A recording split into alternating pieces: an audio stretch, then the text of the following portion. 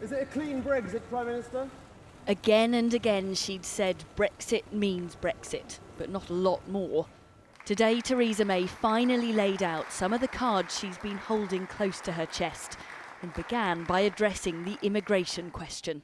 We will get control of the number of people coming to Britain from the EU.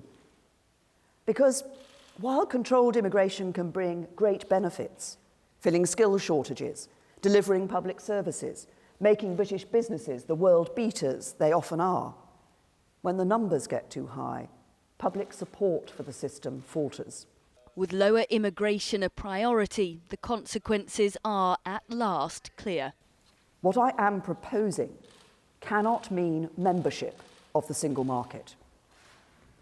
European leaders have said many times that membership means accepting the four freedoms of goods, capital, services and people.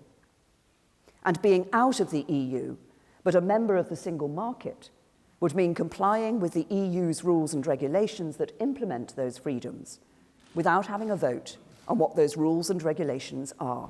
So membership is out of the question, but the Prime Minister promised to push for the freest possible trade deals with the EU and to sign new ones around the world. Stronger, fairer, more united. Listening in Thurrock in Essex, one of the places with the highest support for Brexit, what do voters make of it all?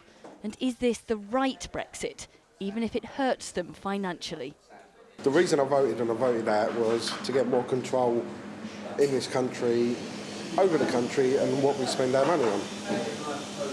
And if that means it hits your back pocket? I'm willing to take that. I think generally people around here are then more concerned about immigration than about staying in the single market? Yeah, definitely 110%. And they're not too worried about how far it's going to hit us, maybe just because we're not thinking future ahead. Well, it could fall flat on its face. It could, and we'll have to learn the hard way if it does. But at the end of the day, if you don't go for something, I'd rather try something and fail, and rather than never knowing the outcome. But not everyone's so bullish. And we're both in our 80s. We haven't got long.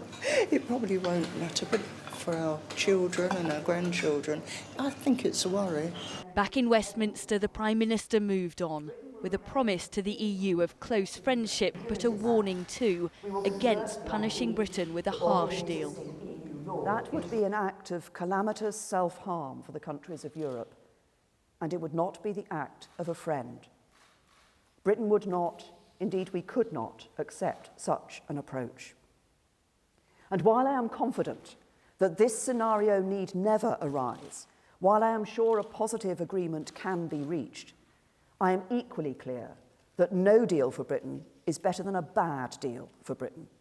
So whatever happens, there'll be no more single market, no more customs union as we know it, no more huge annual payments to the EU.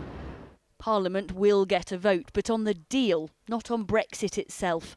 And until then, the Prime Minister will be pulling her cards back close to her chest.